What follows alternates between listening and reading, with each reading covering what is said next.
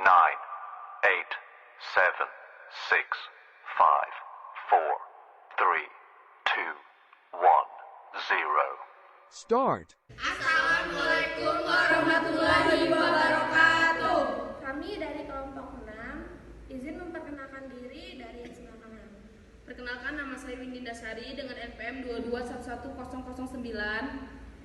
Saya Septiani dengan NPM 22110033. Saya Tutur Andina dengan NPM 22110035. Saya Elvis Kanaya dengan NPM 22110004. Saya Dani Erlangga, NPM 22110019. Di sini kami membuat tugas dari mata kuliah teori dan praktik BK kelompok dengan dosen pengampu Ibu Noviana Deswantika.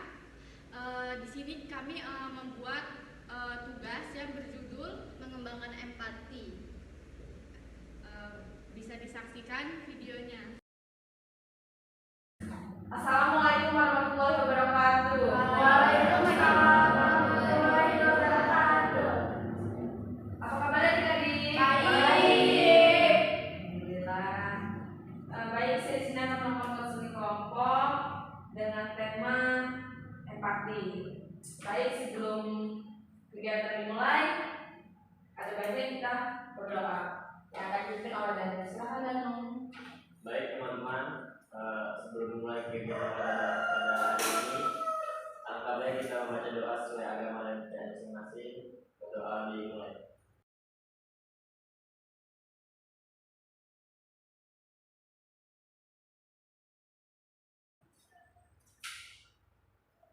Terima kasih Daniel.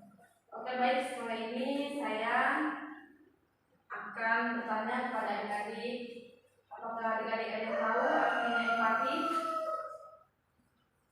Baik, betul. Yang lain tanya?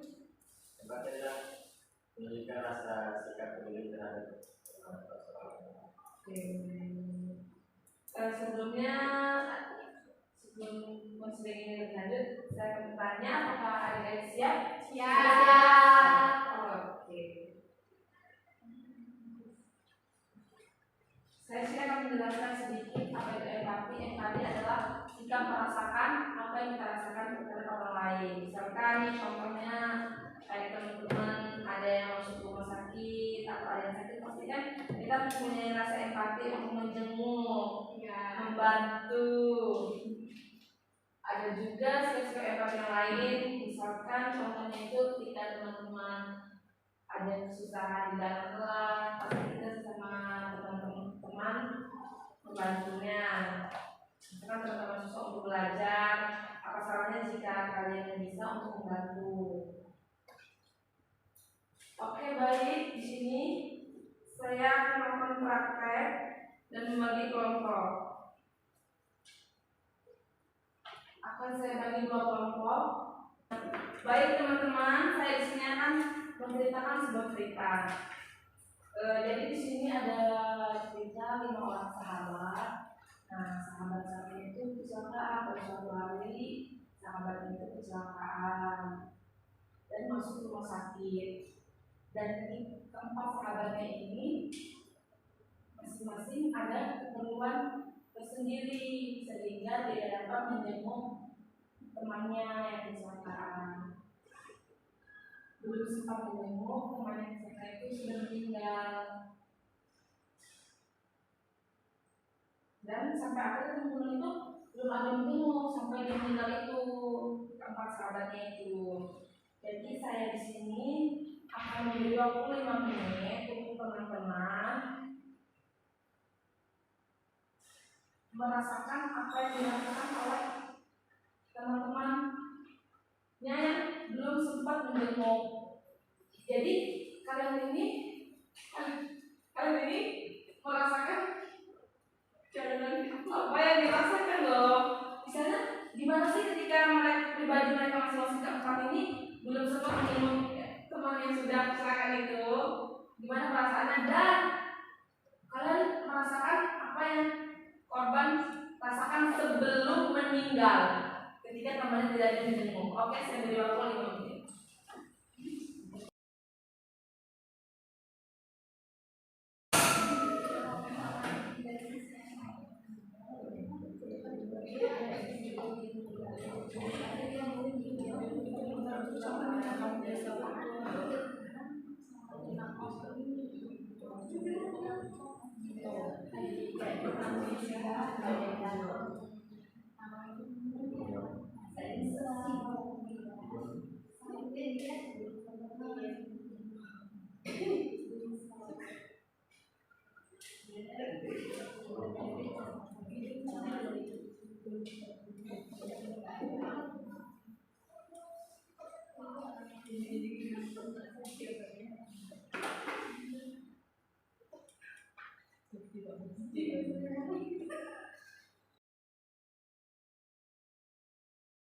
Apakah sudah? Sudah kan? Sudah.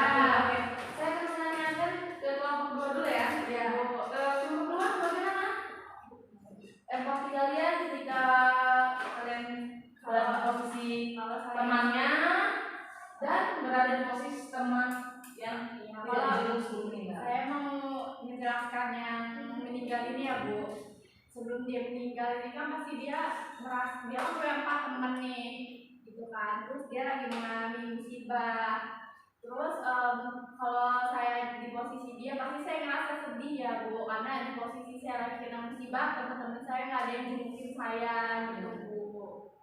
Itu sih Bu kalau saya. Dan kalau saya sebagai temennya yang belum sempat menjenguk, saya merasa sedih juga. Terus yang pertama menyesal karena saya belum bisa menyempatkan waktu untuk menjenguk teman dekat saya.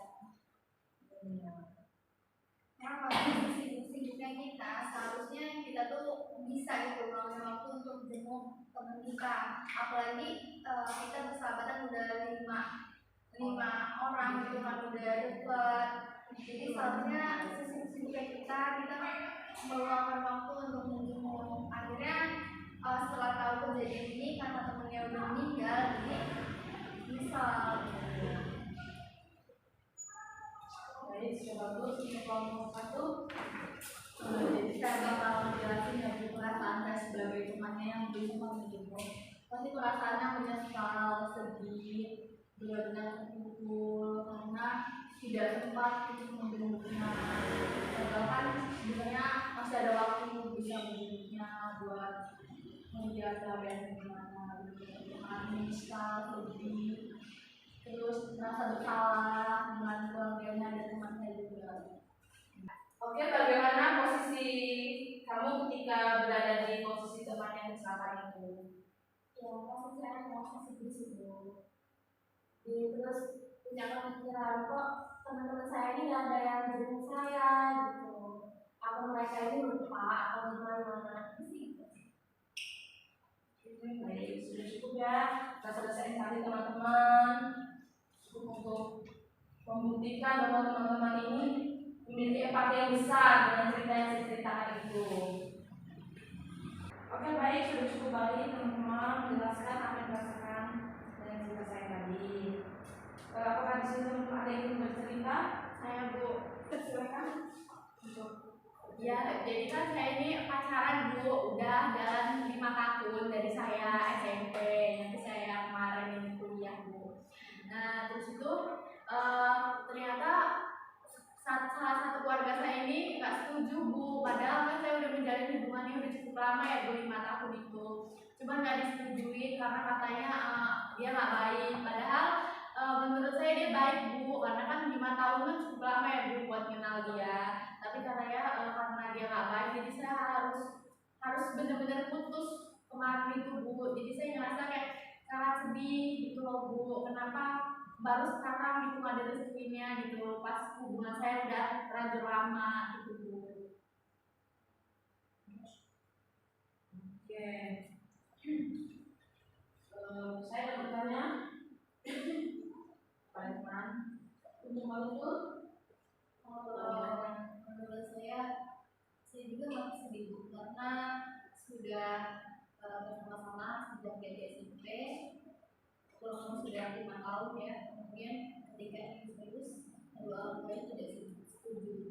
Itu saya merasa sedih. Kak Elsa, apa yang dirasakan selama dengan cerita dari Mbak Elvi? Jadi yang merasakan pasti kedua belah pihak sama sakit hati, sangat sedih karena hubungannya sudah berjalan lama tapi tidak direstui oleh keluarga. Mereka sudah berjuang selama ini, tapi pas mau dapatnya itu ternyata nggak direstui sama keluarga. Sedih sih Bu. Ya, saya merasakan sedih bagaimana posisi Mbak Elis. Baik, setelah mendengar cerita dari Mbak Elis dan cerita yang saya ceritakan tadi, begitulah bentuk rasa empati terhadap sesama teman atau sesama orang lain. Oke, baik. Setelah mendengar cerita Mbak Elis dan cerita yang saya ceritakan, teman-teman bisa merasakan apa itu rasanya empati. Dengan contoh-contoh yang sudah saya berikan, teman-teman bisa benar-benar merasakan bagaimana apa sih empati itu, bagaimana sih melakukannya, seperti itu. Saya rasa cukup konseling kelompok ini untuk teman-teman. Apakah teman-teman sudah lebih paham? Sudah Bu. Sudah Bu. Oke, baik. Oke, baik teman-teman. Saya rasa cukup konseling kelompok ini. Saya ucapkan terima kasih kepada teman-teman sudah meluangkan waktunya untuk mendengarkan cerita saya dan cerita Mbak Elis. Saya juga minta maaf jika ada salah